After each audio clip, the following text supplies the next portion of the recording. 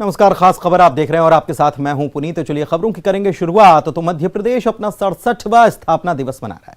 1 नवंबर 1956 को मध्य भारत, महाकौशल, विंध्य प्रदेश और भोपाल विलय से मध्य प्रदेश का गठन हुआ था। 31 अक्टूबर 1956 की मध्य रात्रि में पहली सरकार का शपथ ग्रहण समारोह हुआ। पहले राज्यपाल डॉक्टर पट्टाभी सीतारमैया को मुख्य न्यायाधीश मोहम्मद हिदायतुल्लाह ने पद और गोपनीयता की शपथ दिलाई थी। इसके बाद राज्यपाल ने पंडित रविशंकर शुक्ल को मुख्यमंत्री पद की शपथ दिलाई और इस तरह से सरकार गठन के साथ मध्य प्रदेश ने अपनी ऐतिहासिक यात्रा शुरू की।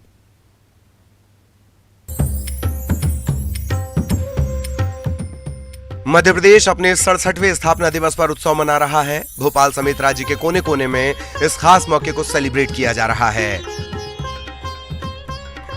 1 नवंबर 1956 को मध्य प्रदेश राज्य बना था और तब से लेकर अब तक उतार चढ़ाव से भरा एक लंबा दौर इस सूबे ने देखा है। आज हर क्षेत्र में मध्य प्रदेश कामयाबी की इबारत लिख रहा है और विकास के इस रथ की रफ्तार को तेज करने का यही संकल्प आज फिर इस सूबे ने दोहराया है। इस बार मध्य प्रदेश स्थापना दिवस का उत्सव 1 नवंबर से 7 नवंबर तक मनाया जाएगा।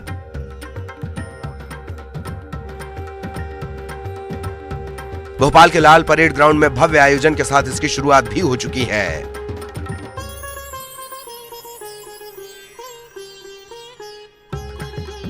इस बार महाकाल लोक की थीम पर खूबसूरत मंच बनाया गया है। सिर्फ थीम ही नहीं बल्कि शिव की महिमा के गुणगान के लिए सांस्कृतिक आयोजनों से इस मौके को और खास बनाया गया। सीएम शिवराज सिंह चौहान ने स्थापना दिवस के मौके पर प्रदेशवासियों को बधाई दी और कहा कि समृद्ध, विकसित और आत्मनिर्भर मध्य प्रदेश के निर्माण के लिए तेजी से आगे बढ़ना है। इस खास मौके पर सीएम ने प्रदेश की जनता को वचन दिया कि वो मध्य प्रदेश को देश का श्रेष्ठतम राज्य बनाएंगे। एक वक्त था जब मध्य प्रदेश पर बीमारू राज्य का टैग लगा था, लेकिन आज 19.76% विकास दर के साथ आत्मनिर्भरता की ओर तेजी से बढ़ रहा है। मध्य प्रदेश जिसकी विकास दर कभी होती थी माइनस में, जब हमने शुरू किया था -4%, आज कहते हुए गर्व है मेरे मध्य प्रदेश वासियों, मध्य प्रदेश की ग्रोथ है 19.74%, देश में सबसे ज्यादा। मध्य प्रदेश की प्रति व्यक्ति आय कभी हुआ करती थी 13,000 रुपया, लेकिन आज बढ़ के हो गई है 1,37,000 रुपया। हम इससे संतुष्ट नहीं हैं और तेजी के साथ आगे बढ़ना चाहते हैं। मध्य प्रदेश ने देश के अन्न के भंडार भर दिए हैं। मैं प्रदेश के किसानों को प्रणाम करता हूं। गेहूं के उत्पादन में हमने पंजाब को भी पीछे छोड़ दिया है। अनेकों अन्य के उत्पादन में, फल और सब्जियों के उत्पादन में मध्य प्रदेश नंबर 1 पे आगे आए। लाल परेड ग्राउंड में आयोजित भव्य कार्यक्रम में सैकड़ों कलाकार शामिल हुए। यहां राज्य की समृद्ध संस्कृति की झलक दिखी। मशहूर गायकों के म्यूजिक कंसर्ट और शास्त्रीय नृत्य के माध्यम से भगवान शिव की अलौकिक महिमा के मंचन ने लोगों को मंत्रमुग्ध कर दिया। गोद पिता का आश्रय मेरा मध्य प्रदेश है।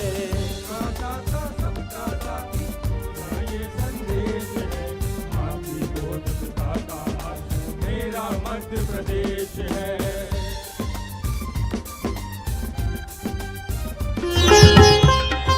समृद्ध संस्कृति, धर्म की विरासत, जीवनदायिनी नर्मदा समेत कई नदियों की कल-कल बहती धारा और उपजाऊ जमीन के वरदान से कुदरत ने मध्य प्रदेश को नवाजा है और अब मध्य प्रदेश अपनी इच्छा शक्ति से आत्मनिर्भरता की ओर कदम बढ़ा रहा है। Bureau report, news 18, Bhopal. Chhattisgarh में आज से राज्योत्सव का आगाज हो गया और इस बार का राज्योत्सव बेहद खास है और इसे खास बनाया है ट्राइबल डांस फेस्टिवल ने, नेशनल ट्राइबल डांस फेस्टिवल, जिसमें देश और दुनिया के 1500 कलाकार हिस्सा ले रहे हैं। आइए देखते हैं रिपोर्ट। भारत का एक महत्वपूर्ण राज्य गुजरात समृद्ध आदिवासी संस्कृति की झलक और खूबसूरत परंपराओं का परिचय सिर्फ छत्तीसगढ़ ही नहीं बल्कि दुनिया के कई देशों के ट्राइबल कल्चर को देखने और समझने का एक बड़ा मौका। लेकिन जिन दलों को आप देख रहे हैं उस डांस उस सुंदर जी हाँ, इस बार बेहद भव्य तरीके से छत्तीसगढ़ राज्योत्सव का आगाज हुआ है।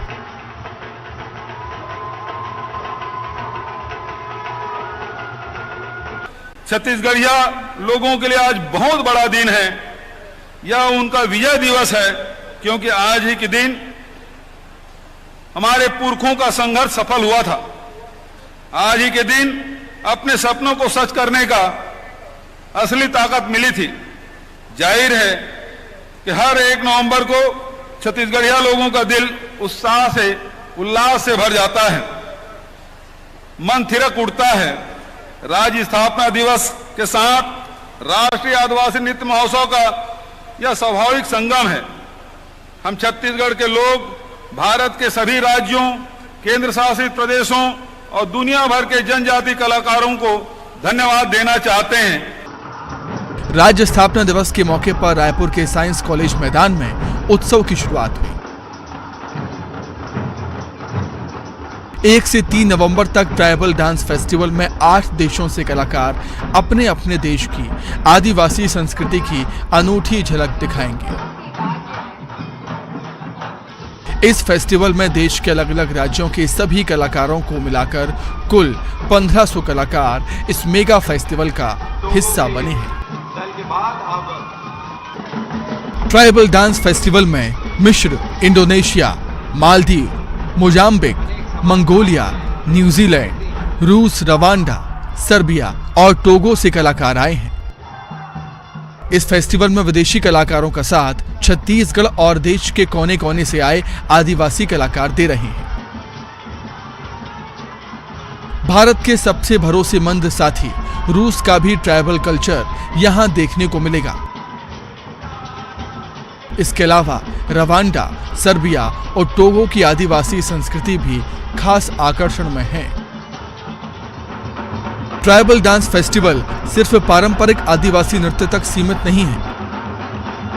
यहाँ भारत के अलग अलग राज्यों की समृद्ध संस्कृति की कला और परंपराओं को देखने का मौका मिलेगा ही, साथ ही दूसरे देशों की संस्कृति को जानने समझने का भी एक बड़ा मौका है। Bureau report, news 18 Raipur. Supreme court ने सोमवार को रेप के मामले में 2 फिंगर टेस्ट को बैन कर दिया है। कोर्ट ने इसे लेकर सख्त टिप्पणी भी की है। सर्वोच्च अदालत ने कहा है कि रेप पीड़िता की जांच के लिए अपनाया जाने वाला यह तरीका अवैज्ञानिक है और पीड़िता को फिर से प्रताड़ित करता है। अपने आदेश में कोर्ट ने इस टेस्ट को मेडिकल कॉलेज के स्टडी मटेरियल से हटाने के लिए कहा और साथ ही 2 फिंगर टेस्ट करने वालों पर कानूनी कार्रवाई करने की बात कही।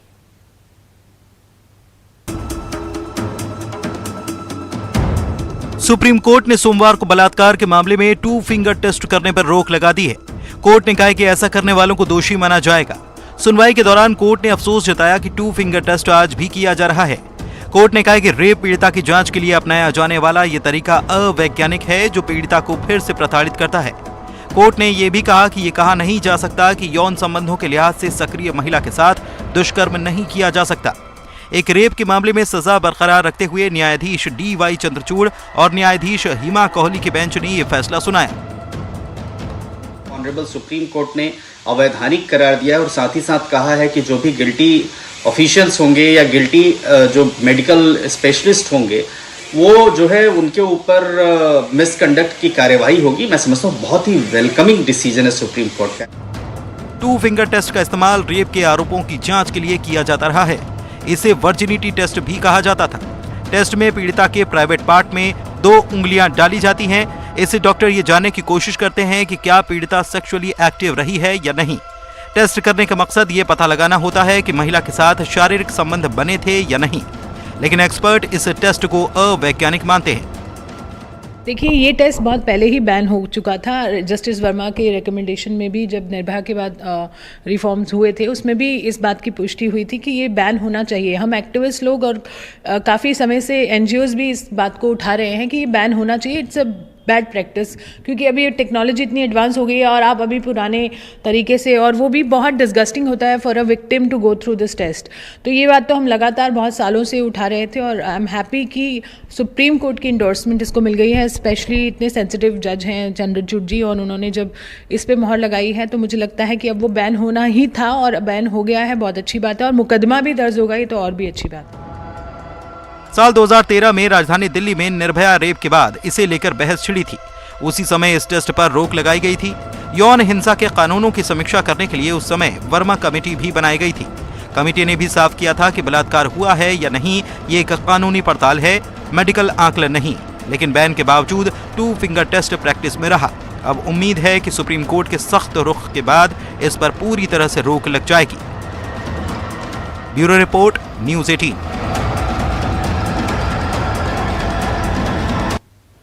मध्य प्रदेश में जबलपुर समेत 6 शहरों में आज भूकंप के झटके महसूस किए गए। केंद्र जबलपुर और डिंडौरी जिले में बताया गया, लेकिन इसने जबलपुर के लिए 25 साल पुराने जख्मों को ताजा कर दिया।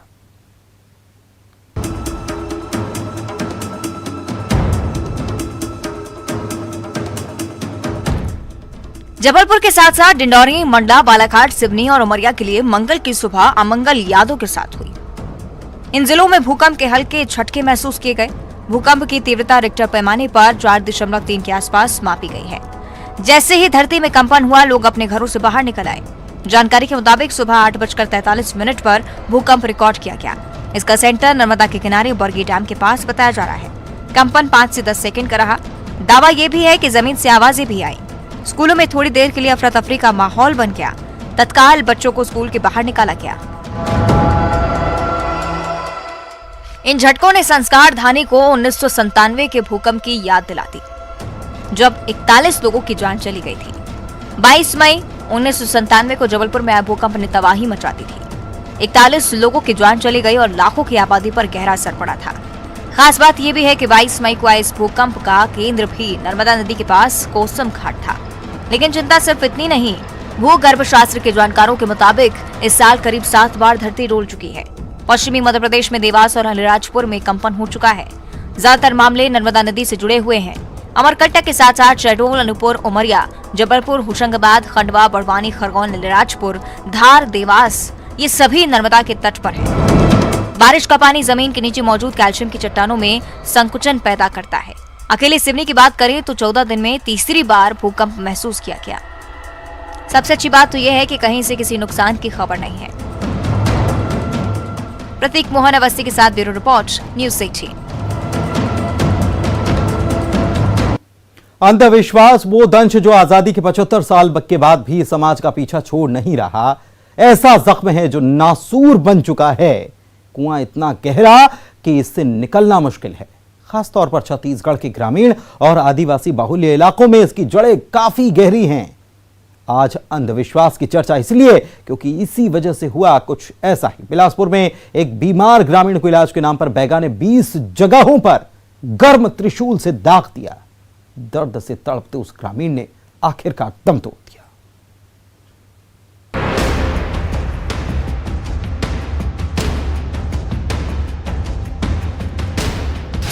अंधविश्वास का तिलिस्म ऐसा है जो टूटता ही नहीं।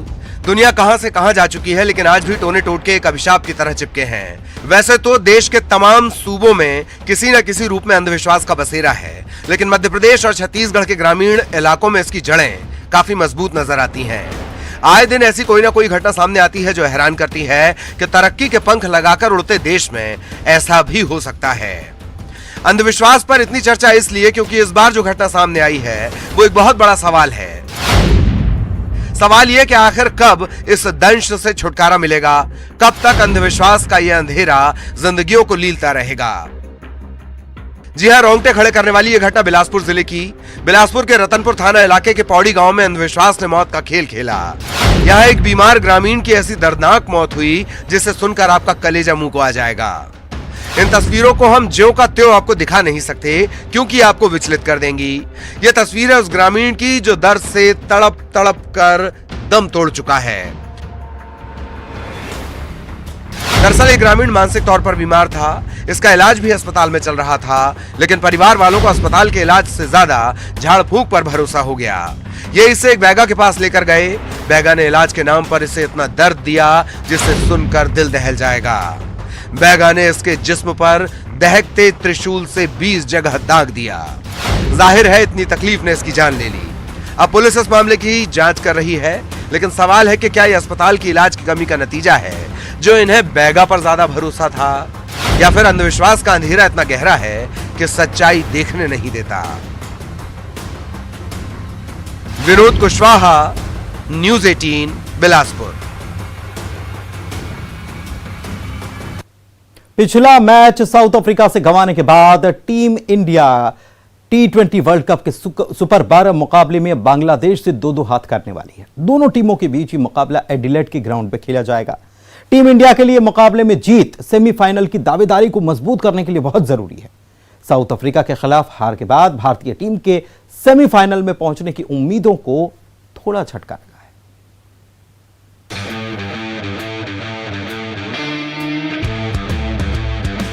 T20 वर्ल्ड कप 2022 में भारत और बांग्लादेश के बीच एडिलेड में सुपर 12 का मैच खेला जाएगा। रोहित शर्मा की अगुवाई वाली टीम को पिछले मैच में साउथ अफ्रीका से हार का सामना करना पड़ा था। ऐसे में सेमीफाइनल के लिहाज से ये मुकाबला काफी अहम है। हालांकि एडिलेड से बुरी खबर ये आ रही है कि इस मैच पर बारिश का साया है। मंगलवार को यहाँ बारिश हुई, जिसके चलते मैन इन ब्लू को इंडोर्स प्रैक्टिस करनी पड़ी। इस T20 वर्ल्ड कप में बारिश की वजह से सुपर 12 के कई मैच धुले हैं। सेमीफाइनल और फाइनल को छोड़कर किसी भी मैच के लिए रिजर्व डे नहीं रखा गया है। ऑस्ट्रेलिया के मौसम विभाग के अनुसार एडिलेड में बुधवार को 60% बारिश की संभावना है। यहाँ ठंड भी बहुत है। वहीं KL राहुल अभी फॉर्म में नजर नहीं आ रहे, जिसे लेकर भी चिंताएं हैं। हालांकि टीम के कोच राहुल द्रविड़ का कहना है कि उन्हें प्लेयर्स पर पूरा भरोसा है। नहीं, डिफिकल्ट तो होता ही नहीं है। एक्चुअली हमारे लिए तो ये डिफिकल्ट है ही नहीं, क्योंकि हम लोग ज़्यादा ध्यान नहीं देते कि बाहर क्या हो रहा है, क्या लोग कह रहे हैं। We have certain ideas in mind, we have certain belief in players, we played the game enough to know that people will go through some ups and downs. We also understand the nature of Indian cricket. Points table की बात की जाए तो भारत और बांग्लादेश के एक समान 4-4 अंक हैं। दोनों ही टीमों ने अब तक 3-3 मैच खेले हैं, लेकिन बेहतर नेट रन रेट के आधार पर टीम इंडिया बांग्लादेश से एक स्थान ऊपर यानी दूसरे नंबर पर है। भारत और बांग्लादेश के बीच आंकड़ों में देखें तो दोनों टीमों के बीच कुल 11 T20 मुकाबले हुए हैं। भारतीय टीम का पलड़ा 10 मुकाबलों में जीत के साथ काफी भारी है। वहीं बांग्लादेश को सिर्फ एक मैच में जीत नसीब हुई है। लेकिन उलटफेर में माहिर बांग्लादेश की टीम ने पिछले मैच में आखिरी गेंद पर जिम्बाब्वे को हराया था।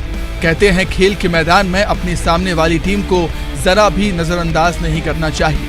टीम इंडिया को भी बांग्लादेश की टीम को हल्के में ना लेकर बड़ी जीत हासिल करनी होगी। Bureau report, news 18।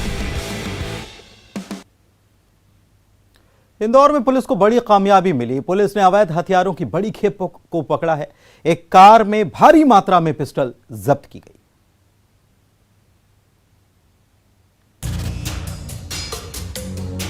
इंदौर में क्राइम ब्रांच की टीम ने बड़ी कार्रवाई करते हुए अवैध हथियारों की बड़ी खेप बरामद की। पुलिस को मुखबिर से सूचना मिली थी कि अवैध हथियारों की खेप बड़वानी से यूपी के आगरा भेजी जा रही है, जिसके बाद क्राइम ब्रांच की टीम फौरन हरकत में आई और हथियार तस्करों के इंदौर की सीमा में घुसते ही घेराबंदी की। लेकिन तस्करों को इसकी भनक लग गई और वो पुलिस की गाड़ी को टक्कर मारकर भाग खड़े हुए। पुलिस ने तस्करों की उस कार की तलाशी ली जिसे वो लावारिस छोड़कर फरार हो गए थे। पुलिस को कार से 40 अवैध पिस्टल, 36 मैगजीन और 5 जिंदा कारतूस मिले हैं।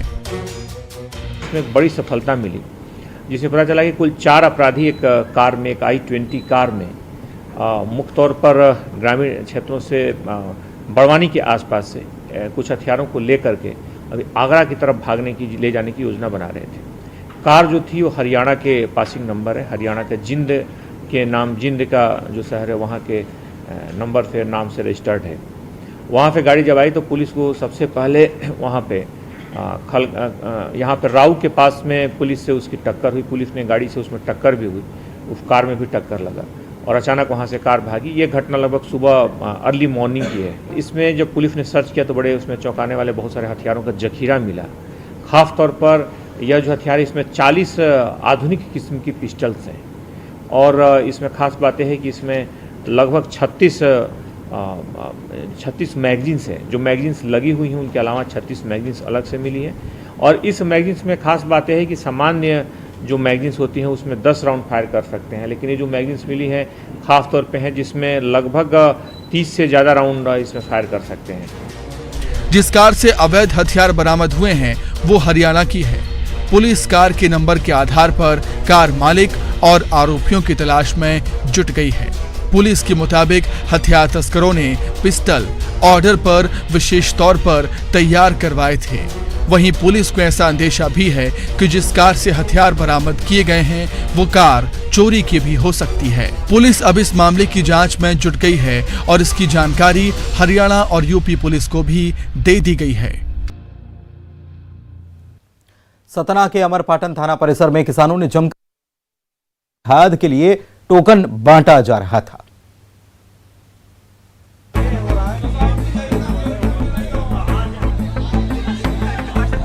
सतना के अमरपाटन थाना परिसर में आज किसानों ने हंगामा किया। दरअसल आज परसवाही वेयर हाउस से खाद का वितरण किया जाना था। इसके लिए किसानों का हुजूम उमड़ पड़ा। सुरक्षा को देखते हुए खाद वितरण एजेंसी ने 5 किलोमीटर दूर अमरपाटन थाना परिसर से टोकन मिलने की सूचना दी, जिसके बाद किसान सुबह से ही पर्ची लेने के लिए थाने के सामने जमा हो गए। हालांकि इसमें से कुछ किसानों को ही टोकन मिल सका, जिससे उनका आक्रोश भड़क गया। खाद नहीं मिल रही है। सरकार कहती किसान अन्नदाता, किसान को रोज रोज में दौड़ा दौड़ा के लाठी डंडे से मारा जा रहा और वो परेशान है। ये सरकार की नाकामी है। समस्या आ रही टोकन बांटने में। टोकन बांटने का जो नियम है वो पूरा गलत है। टोकन बांटने का जो नियम है वो पूरा गलत है। सुबह 5 बजे से लगे हुए हैं लाइन में। बोले थे कल टोकन मिलेगा, खाद मिलेगी। तो परसवाही बोले थे, फिर जब परसवाही हम लोग आए तो बोले कि थाने चलो, थाने मिलेगा टोकन। तो सुबह 6 बजे थाने में खड़े हुए हैं। टोकन नहीं मिलने से नाराज किसान थाने के गेट के पास धरने पर बैठ गए और पुलिस प्रशासन के खिलाफ जमकर नारेबाजी करने लगे। बाद में थाना प्रभारी के समझाने के बाद मामला शांत हुआ। ग्वालियर के गांधी प्राणी उद्यान में शेर का कुनबा बढ़ा है। बब्बर शेरनी ने 3 शावकों को जन्म दिया है। देखिए ये रिपोर्ट और मुझे दीजिए इजाजत। नमस्कार।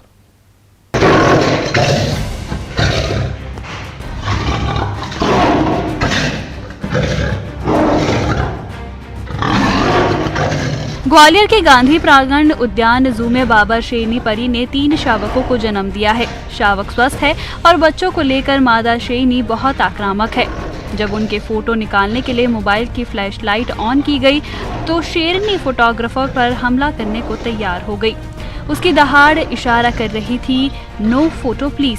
यही कारण है कि 7 दिन बाद पता लगेगा कि इनमें से कितने नर और मादा हैं। साथ ही इनकी अठखेलियों को देखने के लिए सैलानियों को करीब 25 से 30 दिन का समय लगेगा। फिलहाल डॉक्टर लगातार बच्चों की सेहत पर नजर रखे हुए हैं।